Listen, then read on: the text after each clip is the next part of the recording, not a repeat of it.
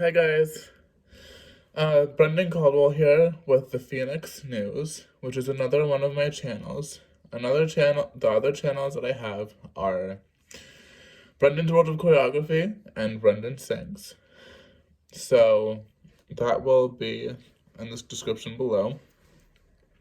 Now, what I am going to talk to you about is the 13 Reasons Why recap, and this will be for season 1.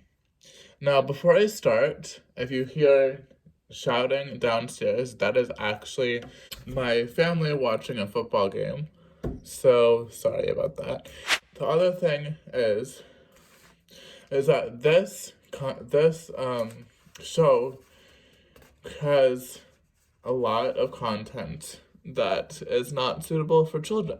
So, viewer discretion is advised, such as it talks about suicide, drug addiction, and all of that type of stuff.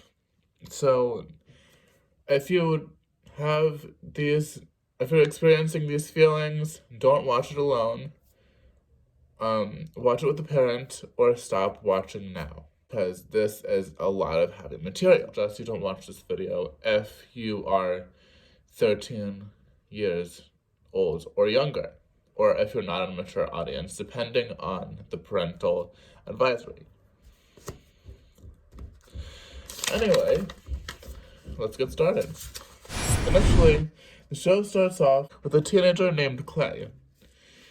So he's an average teenager who has an average life, but his friend Hannah Baker actually just killed herself not too long ago by slitting her wrist.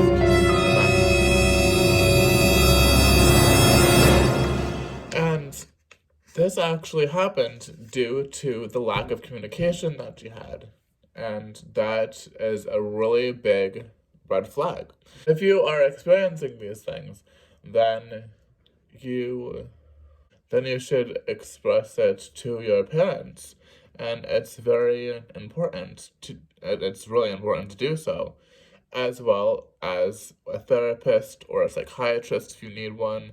Not everyone needs a psychiatrist or anything.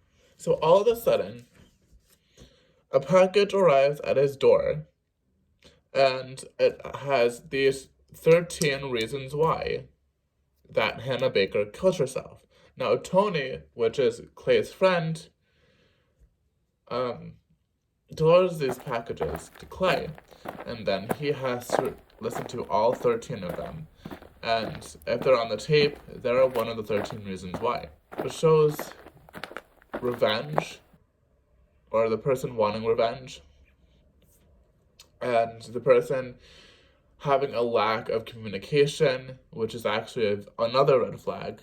Also, this show was very difficult for me to watch because of certain scenes, some types of bullying, conflicts resulting in rape, or the language or the bullying. All of these things really got to me. It is a very good show, and it has a lot of valuable lessons and a very good soundtrack as well.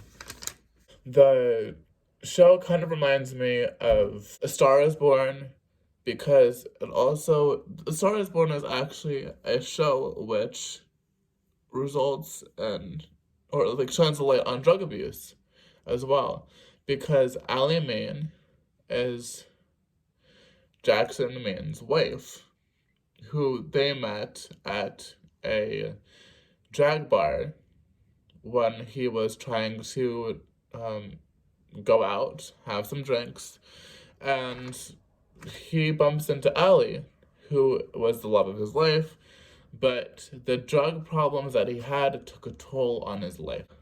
The first tape describes the experience of the playground with Bryce Walker, who is extremely popular, like the popular crowd. He's a football jockey. He goes to Liberty High, which is the high school that they are going to, where much bullying and harassment takes place. Back to the playground. Bryce was basically a total to her due to the fact that he wanted to sleep with her, but she refused.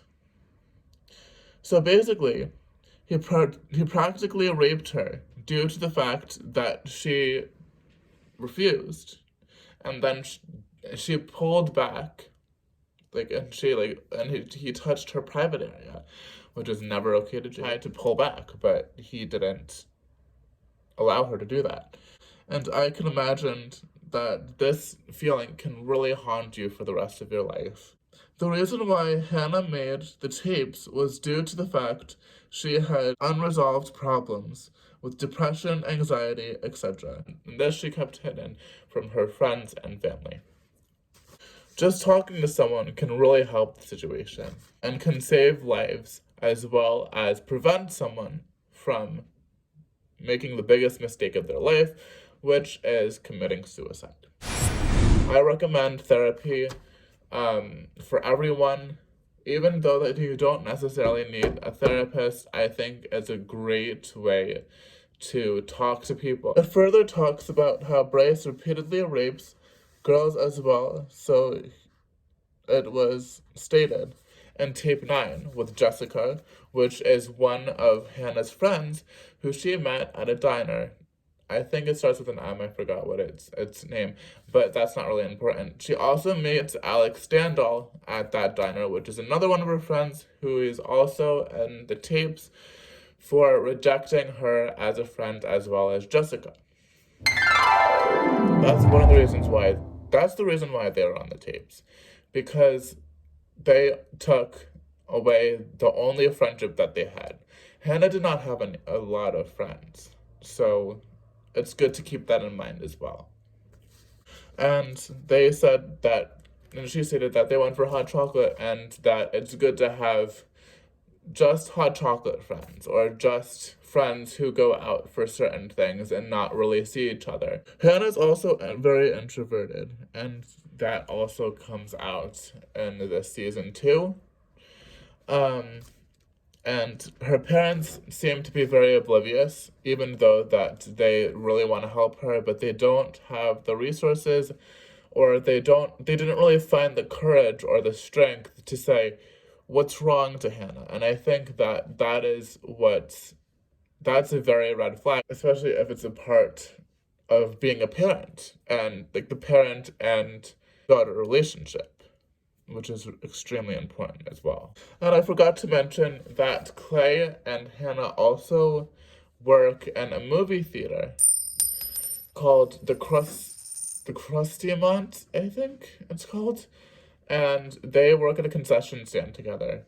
And I think it's really cute that she calls him a helmet because he always rides a bike and he doesn't really have a car to go to work, and I think that's a really cute relationship. And I think if Hannah was still alive today, they would have been really good friends. I just think it was a friendship evolving, and I think that would be really good as well. Also, Alex was accused of creating the hot list, which basically said that Hannah has the nicest, which is very wrong of him to do, and he did not really think about Hannah's feelings or anyone else's feelings of that matter, and I just think that was a really thing to do. And he basically sexualized her and made her feel useless. In a way, her friend Ryan did that as well when he exposed her through poetry that they read together at home in their journal. And he said that the poetry would express how she felt, but he really wanted to expose her and use the poetry against her to expose her vulnerability. And the poetry was read aloud to the class. And the frustrating part is that the teacher did not do anything about it. Nothing at all. Which is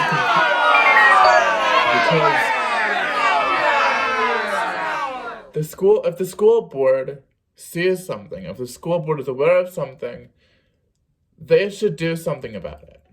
And they have a whole entire fight of the school board not doing anything about it or doing very little about it, rather than having resources that they should go to or having people to talk to.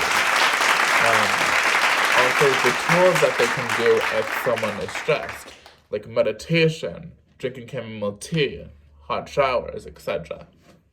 And I just think that their teacher, Mrs. Bradley, should just been more aware of the situation. And Mr. Porter, the guidance counselor, was not aware of the situation either, which can increase the bullying, as well as this just creates pandemonium with the school.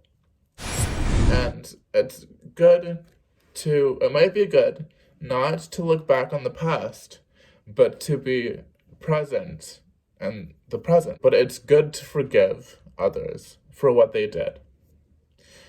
Because holding grudges and looking back at the past does not help anything. And it can only make matters worse. You could only imagine the impact it had on her family. Their family is devastated.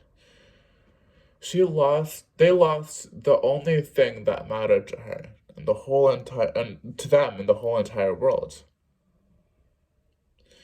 And it's good to consider that. As long as you are living, you have a chance at happiness, and I can guarantee you that. Now, Justin, Hannah's friend, as well as Jessica's ex-boyfriend at the time, also was on the tapes because Hannah dated Justin for a while, but she accused Justin by dumping her without a word. And he also spread rumors about her, which messed up things. It basically messed up her reputation and really made her feel alone. Justin states, "I made a lot of mistakes, man. Sometimes I feel like that's all life is. It's just all the mistakes you make and the shit you gotta do to set it right." And that is from Fandom. Justin was right about everyone makes mistakes. However, it is not okay to spread rumors, because rumors can destroy reputations and can destroy someone's life forever.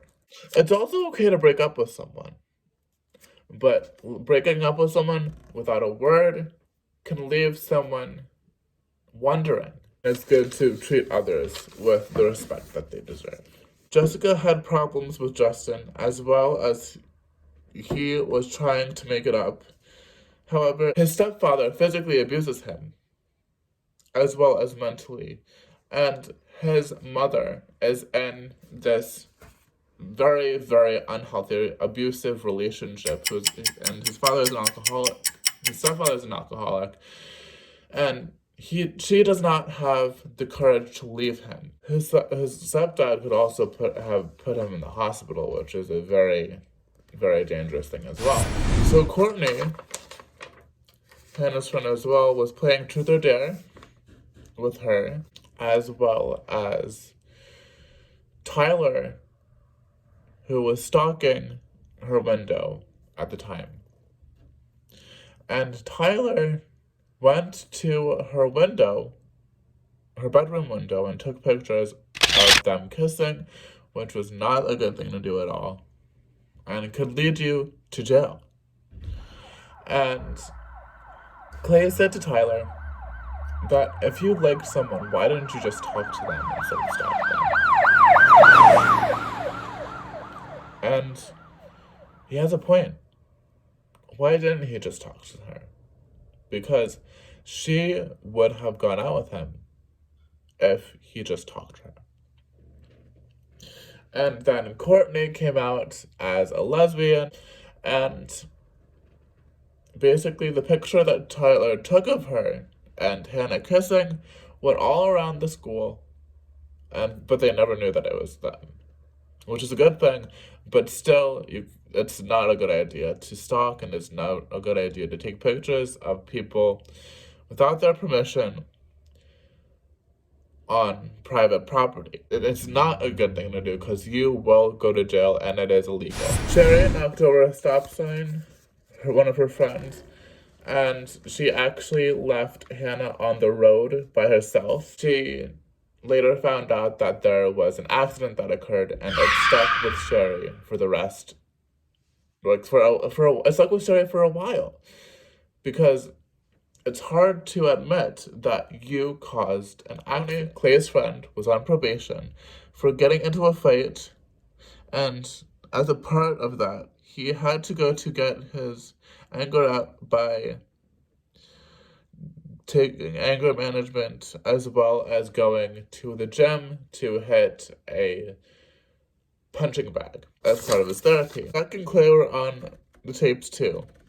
Hannah stated that Clay did not do anything wrong, but had to put him as a part of the story so that the story could be in place. But it all started with him. So he killed Hannah Baker, but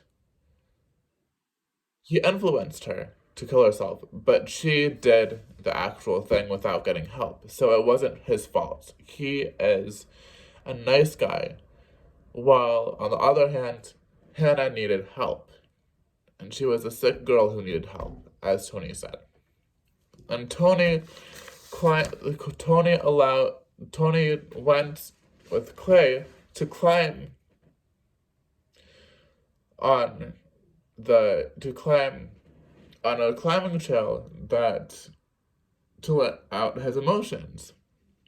And once they got at the top, he really revealed that Tony witnessed her die. And that's one of the reasons why Tony was on the tapes too. The last person on the tapes was Marcus, who went to the Dollar Valentine thing, which is basically the Valentine's Day thing at her school at Liberty High, which is where Hannah went, as well as everyone else. And she, as well as Marcus, did not have a good time, and he basically sexually abused her, or sexually assaulted her, which made her angry and made a scene, and he left with his jockey boys. And Hannah stated that he wasn't alone when he arrived, but he stood her up. And that was not a good thing. That was not a good thing. But anyway, that is basically it for the season 1 recap. And I will get back to you this next week with season 2. I hope you have a great rest of your day. Om Shanti Sarve. And little monsters out there, keep your paws up.